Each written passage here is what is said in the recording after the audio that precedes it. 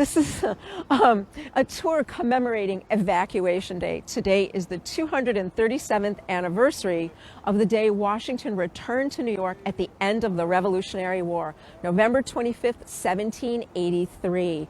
And some of you might know that Washington lost the city at the end of 1776. So for 7 years, American forces have been exiled from the city, as it has been the base of British command and operation throughout the war. At last, they are leaving the city, and Washington and his men are nearby, preparing to make their triumphant entry into the city. Now, a little bit about where we are before we begin our walk. We're here at City Hall Park. So this is City Hall Park. At that time, it was the town commons, or the fields, and that is our City Hall. It wasn't here at that time. By the City Hall, you can see the Liberty Pole, and we had 5 of these Liberty Poles throughout the American Revolution, often a source of conflict between the Sons of Liberty and British forces here in New York, with many riots held at the site of the Liberty Poles. By 1776, the last one was destroyed. This pole was placed here in 1921 by the New York Historical Society. And to the side of the Liberty Pole, the foundation of the old Bridewell prison, which would have been a melancholy thing for Mr. Washington, or General Washington, to see, as 2,000 of his men held as prisoners of war died in the Bridewell prison during that occupation at the hands of the Provost Marshal, William Cunningham. And we're going to be talking about William Cunningham a bit more on our tour. So Washington's men have begun their march this morning at 8 o'clock from Harlem, and by 1 p.m. they are on the other side of where City Hall is, near something called the Tea-Water Pump, and that would be where the base of the Brooklyn Bridge is today. And they are waiting for the English to finish their evacuation. They are leaving from the port along the East River, and at the time when the British flag is lowered at the flagpole at the Battery, Washington and his men can begin their march into the city of New York. We're on Broadway, and Broadway was the main street of the town, so we're going to be going straight down the Broadway. And I just want to let you know that the first half of our walk is not going to be the path Washington took. He and his men will be parallel to us along where Pearl Street is today. But there's nothing interesting for us to see over there. All the good historic stuff is up here on the Broadway. Now, across from us is Murray Street, and you can see here a Brown Street sign that says Murray Street, and that Brown Street sign tells us we are in a historic district. And about 12 o'clock on November 25th, a lady named Mrs. Day, who was a great patriot and very excited, put out her new American flag. Except it was before the stated time that American flags could be flown. So Provost Marshal Cunningham went over to the Days in order to complain about the flag being out too early. Mrs. Day apparently was a stout, athletic, and powerful woman, very patriotic, they said. She got so mad at Provost Marshal Cunningham, they said that she boxed his ears, the powder flew out of his wig, and everyone on the street laughed and jeered at William Cunningham, and he kind of ran off in embarrassment. So today we want to salute the fine ladies like Mrs. Day, who stood their ground as great patriots during the Revolutionary War. And for those of you who watch me as Mrs. Q, you know that Mrs. Q was also a very feisty lady during that time. So let's begin our walk south on the Broadway. This would be a dirt lane. It would be the widest street in the town, the Broadway, obviously, and the main street of the town. And we're just going to come down here a little bit as we begin our walk into the town. You can see it's quite quiet today here. And if you have any questions or comments, please, type them in for me so that I can see them and be sure to answer your questions. Those of you who've been on my tours, you know I love to get questions because it gives me something to think about and something, fun to add to the dialogue. And we're going to come along here. And as we walk here along the Broadway, over on our right, which is just an office building today, we would have been passing King's College, which some of you know was the first college in the city of New York, originally started by the Church of England. And of course, it was the school where Alexander Hamilton and John Jay were educated. During the Revolutionary War, it was used as a hospital for British soldiers. And after the Revolutionary War, it will be renamed Columbia College. So this would be the original site of King's College over to our right. And over here, as we get down on our left to the base of City Hall Park, we're coming up onto the area that they did call the Fields. And the Fields is where the Sons of Liberty would have met prior to the American Revolution. So let's kind of set the atmosphere and the stage for our tour. It's 1783, the war is over. Washington is coming into New York with his young officers like Colonel Alexander Hamilton and some of his commanders like General Alexander McDougall and General John Lamb, who were all members of the New York Sons of Liberty. Indeed, Generals McDougall and Lamb were the founders of the New York Sons of Liberty. And over here to our left, where you see the fountain, is where the Sons of Liberty would have set up their platform and protested against the various acts that the British passed against the colonies. So right here, how many years ago would it have been? Say 1775 through 1783. All those years ago, those men would have been gathered here on the fields protesting against the British. And here they are in 1783, now officers in the victorious military that defeated Great Britain. So a great feeling it must have been for all of them to return to the city and the place where they began their rebellion against England those 8 years before. Actually, it started more like 18 years before, but we'll just date it to Hamilton's activities here for today. So we're walking down here to the bottom of City Hall Park, which would have been the bottom of the fields, and we're coming up to the intersection of Broadway and Park Row. Park Row, going off to our left, used to be something called the Bowery Lane, and that then was the main street, or main lane, I should say, that went all the way up through the middle of the island. And that's a continuation of what's called the Bowery today. And that just would have been a dirt country farm road that came right down here and joined up with the Broadway. So we're really at the intersection, if you could imagine it, of two dirt country lanes coming together here. The biggest structures on our tour today would have been King's College across the street and St. Paul's Chapel, which we're coming up to in a moment. So St. Paul's is going to be our first, big historic landmark that we'll be talking about and visiting. It was very quiet here today, but it is great to be walking the route and remembering this great day in our city's history that we were finally freed from the British occupation. A wonderful day for everyone.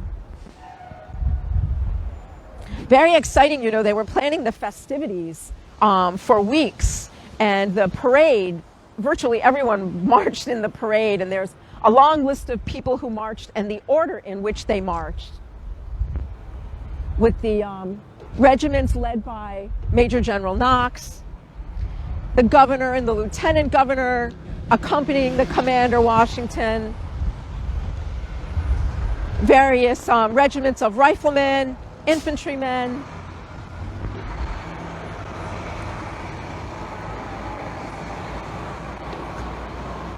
all taking a look at their city after having been gone for 7 years. And what they found when they came to their city after those 7 years' absence was not pretty at all. Some of you know a quarter of the city burned in 1776 in a horrible fire that September. There was another small fire in 1779, and there was a series of other arsons that occurred before the Americans returned to New York. That some of the homes that loyalists were leaving that belonged to patriots were mysteriously set on fire before they left those homes. So we're coming up here now to St. Paul's Chapel. Beautiful St. Paul's Chapel, built in 1766 and still standing in its entirety from that time. The church was originally built by Trinity Church, the Church of England, which is a short distance away. And it was built as the country church for the people of New York. So this was part of the Church of England, or Anglican, so it was a loyalist church, a loyalist congregation. That is until after the Revolutionary War, when it became the Episcopal Church of New York. But you can see this beautiful structure, this Georgian structure, made all of brownstone and granite from the New York area. All of the stone masonry is the original masonry. The steeple was added in 1795, so that's a little bit of a later addition, and it's nickel plated. This is actually the rear of the church. The front of the church faces the Hudson River because people preferred to enter from the Hudson River side, and that also is where the historic graveyard is. And we're going to come down here just a little bit so that you can see the monuments on the window of St. Paul's Chapel, because that monument represents a Revolutionary War hero named Richard Montgomery, Major General Richard Montgomery. There it is, who was the first commissioned officer killed in the American Revolution. Major General Montgomery was commanding New York regiments at the Battle of Quebec in December 1775 when he was killed. He was one of the first in the battle to die. After the war, the Congress felt he should be commemorated, and they raised the money for this monument to be made in France. It was shipped here and then assembled later after the war and installed by the architect Pierre L'Enfant, who you can see also did the interior monument that you can see just beyond the glass of the window. Those windows, by the way, are the original windows from 1766, as are all the windows you see on the church. Richard Montgomery's body was removed from Quebec and interred beneath that monument, so that also is his final resting place. He was only 33 years old, I think, when he died in the Revolutionary War. So a monument to an early war hero, Major General Richard Montgomery, and just a beautiful New York City landmark. This is the oldest public use building in the city of New York. And let's head a little bit further south now. As we pass St. Paul's, we're starting to really come into the city proper, where we start to see a few more inns and taverns, some marketplaces, as we pass further south along the Broadway. Now we're going to stop up here by the corner and look to our right, because to our right are some of the newest landmarks in the city. But I also want to give you an idea of the geography of the time. So if we look to our right, you can see the wings of the Oculus, and you can see the curve of the Winter Garden over there, the glass, and you can see the new One World Trade Center as well. Obviously, none of those were here at the time, and the World Trade Center itself would have been in the water in 1783. The shore of the Hudson was on this side of the World Trade Center, or at least that building of it. So this church was a waterfront church at that time. Everything you see down there is landfill. And you can see that the street, Fulton Street, does tilt downhill just a little bit as we go to what would have been the shore of the Hudson. And we're going to continue south on the Broadway. I'm trying to think if I'm missing telling you about anything here. There was a marketplace over there called the Oswego Market, one of the first closed marketplaces in New York City. Most of the marketing was open-air marketing. But in general, after the war, the city was a devastated disaster, with so many buildings ruined in the fire, as well as buildings that had been occupied by British forces being kind of ruined by the occupants as well. So New York had a lot of rebuilding to do after the war was completed. Now, I mentioned a couple times the fire of 1776, and after we cross the street, we'll stop and I'll give you an idea of the breadth and the scope of that fire. So if we stop here for a moment and we look straight ahead down the Broadway, to the right we can begin to see the outline of Trinity Church. The fire went along Broadway from Trinity Church, past us, and all the way up to St. Paul's Chapel to the right. And you can see St. Paul's right there. And it burned everything between Trinity Church and St. Paul's Chapel, from Broadway to the Hudson River. So that's an enormous amount of structures that were burned in the fire. And there was some structures burned on the other side of the Broadway as well, but we really can't see that area. That area was known as the Holy Ground back there, as it was all owned by Trinity Church. Trinity is right here and was the town church. St. Paul's is right there. We just passed it. That was the country church. So you're getting an idea of how small New York City was, that the town church and the country church were still so close together, but were still distinct congregations. Let's head this way, with people living more in the country going to St. Paul's, or some people who were wealthy enough to have a home here on the lower Broadway and a home up there in the country might use each church depending on which home they were in at the time. Now we're going to just take a quick look to the left on Maiden Lane, because when we look down Maiden Lane, we notice a few things. That all of our street signs now have turned black, which tells us we're in the Colonial District. And when we take a look down Maiden Lane, look at the street, the way it curves.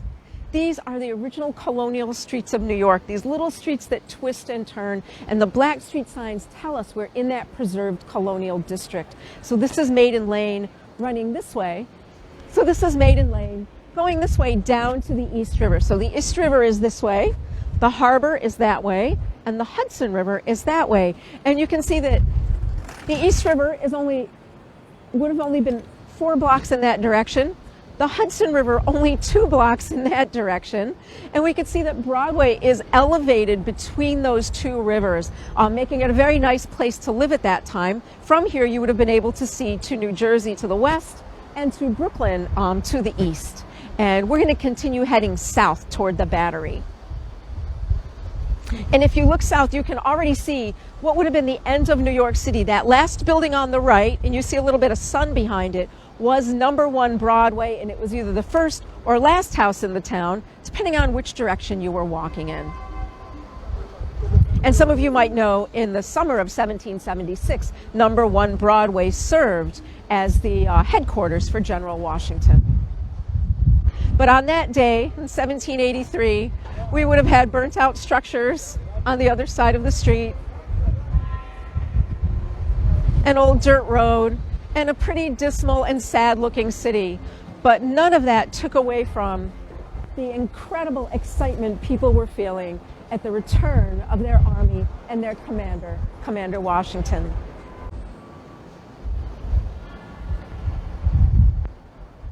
And this is one of my favorite spots to stop on a tour when there's no traffic, because that way you can see Brooklyn. You can see all the way across to Brooklyn. And to the right, you can see all the way across to New Jersey. So it gives you an idea of the elevation of Broadway right here, that you can see New Jersey and Brooklyn from this spot. So you get an idea of this elevation of the Broadway and why it was such a coveted street to live on. So if you had your night, this Trinity Church that you're seeing now was built in 1846, and it is the 3rd Trinity Church on that site. The original church was built by the Church of England in 1698, and it was burned in that fire of 1776. So as the parade came by here, they noted that they came by the burnt remains of Trinity Church. And this was the first time many of those men, including Washington, would have seen the burnt remains of Trinity Church. And it would have been shocking to them. Trinity Church, that first church, was the tallest thing on Manhattan Island, a revered and beautiful building. And I can only imagine it must have been quite emotional for them to come by and see the burnt out remains of the church. A second church was built on the site, and that church had damage from a snowstorm. The roof collapsed, or partially collapsed, and in 1846 this beautiful Gothic revivalist cathedral was built in its place. And you know, we might want to cross over, because I would like to point out a few graves in the graveyard. This is the oldest part of the graveyard, the northern or right side of the graveyard, dating older than the church, to the 1680s. And this monument on the right is just a general monument on behalf of the men in New York who fought in the Revolutionary War. And you can see some very old graves along here.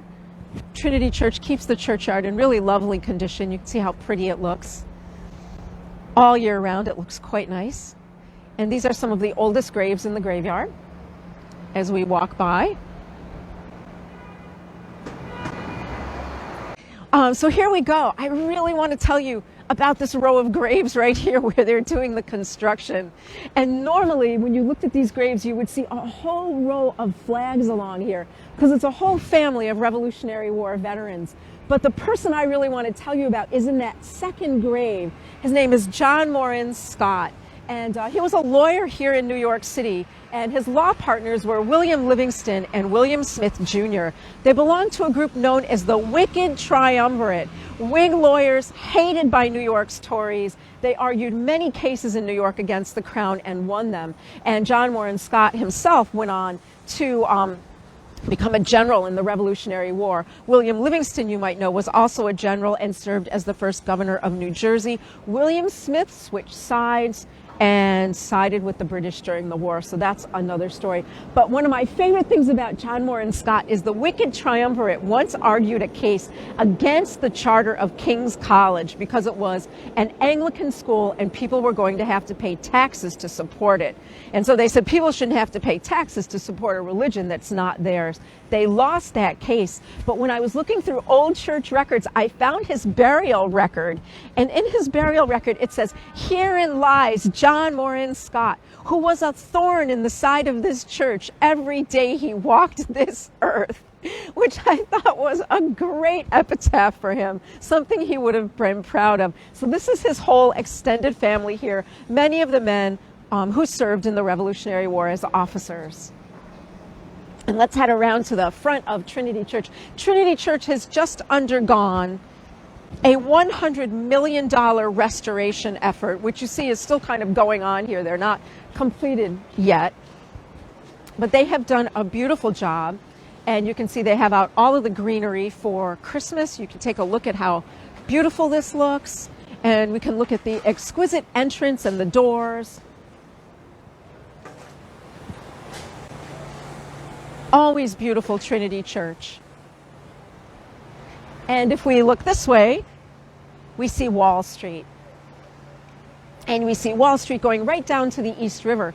And to a little bit on our left, we see the base of a statue, and that is a statue of President George Washington, because that is where Washington became president in 1789, the Federal Hall. So that parade in 1783 on Evacuation Day would have come up Wall Street, up the hill, come to Trinity Church here, and turn down to the Battery. And that's where we're going to go next, down to the Battery. That little house you see on the left, all black, that black hut that's been built, is covering the Alexander Hamilton monument, both the monument of Alexander Hamilton and the vault of his wife, Elizabeth Schuyler Hamilton. So they're either protecting it or they're doing some further restoration work on it. I'm not sure which, but it does look like they've done some massive restoration to the graves in the graveyard. So here we go. And at this point, first-hand accounts tell us that at this point, people had poured out onto the Broadway to watch Washington and his men pass by, that people were hanging out of the windows of their homes. People were crowded out onto the streets. Everyone just wanting to get a glimpse of the commander and his men as they came down the Broadway. And one woman said that it was so moving. She said that she had, witnessed the British leaving and that they all had on nice wool winter uniforms. They were well fed, they were clean, they were boarding their ships and leaving. But she said that when the Americans came by, she said they were skinny and sickly looking. Their uniforms were old. She said some were even barefoot. And she said many people wept as they walked by, and they saw that these soldiers who had nothing were the men who had defeated the great British Empire on their behalf. Just to give you an idea how high up Broadway is, take a look down Exchange Place and look at how steep that hill is going down to Broad Street. So it gives you an idea of the elevation of the lower Broadway. We're up on a bedrock ridge, and that is why the subway runs under us, because it was suitable for building a tunnel. And to the right, you can see we go downhill again to what would have been the Hudson River on that side. So it's hard to see the elevation today because we have all these big buildings and you can't really see that elevation. But when you stand on Exchange Place and look in either direction, you can see that we're going downhill pretty steeply in both directions. And from here down to the Battery would have been the most exclusive residences in New York City. They call it the Mall, and all of the wealthiest families live down here on the lower Broadway. And we're coming up to a marker that's going to depict one of those homes, because it was one of the mansions that Washington lived in when he was our first president. It was the Macomb Mansion, and it's right up here. You can also see that Broadway is beginning to go downhill as we're getting to what was the end of the island. And that Macomb Mansion marker is right here at 39 Broadway. So this was the site of the second presidential mansion. The first was over on Cherry Street near the base of where the Brooklyn Bridge is today. And it gives you an idea of what these mansions side by side looked like, very much like London, with the mansions right up on the street side by side, and then with large plots of land behind them going down to the Hudson River. Very nice area to live in, most in demand. And as we continue down, we're coming up to the bowl, which wasn't there, but we are coming up to the Bowling Green, which was there. And some of you might know that there once stood a statue in the middle of the Bowling Green of King George III, a massive statue of him depicted as a Roman emperor on a horse up on a pedestal. And that after the Declaration of Independence was read in 1776, where we started our walk, a huge crowd of hundreds of people poured down the Broadway onto the Bowling Green, where they tore down the statue. And some of you might know the guy who threw the rope around the neck of the statue was Hercules Mulligan, Alexander Hamilton's good friend and mentor. And they pulled down the statue of the king. They also knocked every crown ornament off of the fence, and that is the fence that is still here today. And we might take a walk over there so you can see where some of those ornaments were knocked off. And the whole statue, or most of the statue, was melted for musket balls for Washington's army. A few pieces of the statue still do remain. Well, there's the bull. And there are some of those bullets are in the Revolutionary War Museum in Philadelphia, and the tail of the horse and the saddle of the horse are in the collection of the New York Historical Society. But there are other pieces elsewhere. And let's walk over by the fence so you can see some of the tops where those ornaments were knocked off. You can see the tops of the fence where the ornaments were bashed off July 9th, 1776. And that was where the statue stood. Now, there's a great story about the head of the statue, and it comes from the journals of Captain John Montresor, assistant to the Chief of British Engineers in America. And he says that they took the head of the statue, the Sons of Liberty, and they put it on a stick right up here in front of the King's Arms Tavern and made fun of it. They said they shot a bullet hole into the temple. They cut off the ears as a message to the king, you're not listening, and they stuck the head on a spike and put it in front of the King's Arms Tavern. Well, Captain Montresor said he was so disgusted by this that he ordered his men to confiscate the head and to bury it somewhere north of the city where it couldn't be found. And he said a couple of weeks later, he was horrified to find that the head was back on a stick, making its way around the town yet again, that they'd found and dug it up. So he said he ordered his men to confiscate the head once again, and that he personally saw to it that the head was shipped to England to be protected. After the Revolutionary War, one of our diplomats actually was shown that head at a dinner he attended. Some lord showed him the head. So that head probably still exists in a private collection in England somewhere. Well, how disrespectful we were, weren't we? Oh, those awful colonists. Disrespectful, unruly, rioters, terrorists, lowlifes, dregs, drunks. We were all of those things. Right? Is the Battery flagpole. So now when they came down the Broadway and got to the Battery, the next thing to do was to raise the American flag on the flagpole. Now keep in mind that all of this Battery Park you see here is landfill. So none of this was here. Over on the right a little bit, you can kind of, when this truck goes by, you can see Castle Clinton. Castle Clinton was not yet built. And when it was built in the water. So there wasn't a lot of land here. Fort George was here, and the flagpole was here, and then there was the water. And so they came down and they had their flag.